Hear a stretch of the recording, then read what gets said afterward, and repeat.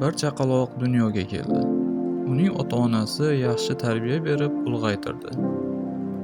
Yillar o'tib, u o'spirin yoshiga yetdi. Ota-onasiga moddiy yordam berish uchun turli ishlar bilan shug'ullandi. O'qish istagi tug'ilib, o'qishga topshirdi, lekin o'ta olmadi. Bu birinchi belgi edi. So'ngra u ish qidirdi. Har xil ishlarda ishlab ko'rdi. Ammo u ishlardan rizqida baraka bo'lmadi. U uylandi. Ayoli soliha ayol edi va sabrli ekanini vaqt ko'rsatdi. Yigitning ota-onasi vafot etdi.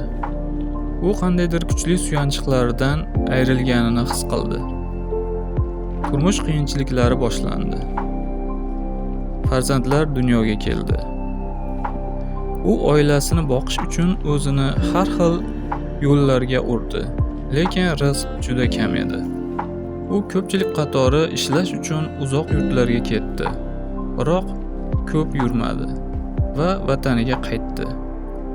Rizq esa har doimgidek juda kam edi.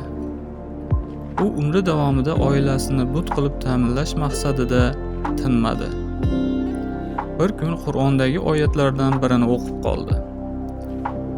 Siz mu'minlar dunyo hayotini istaysiz. Alloh esa sizlarga oxiratni ravo ko'radi.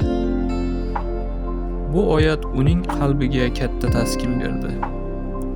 Vaqt soati kelib, u bu dunyoni tark etdi. Oxiratda yaratuvchisi bilan uchrashdi. Alloh unga ulkan mukofotlar tayyorlab qo'yganini ko'rib, dunyo hayotidagi qiyinchiliklarni unutib yubordi.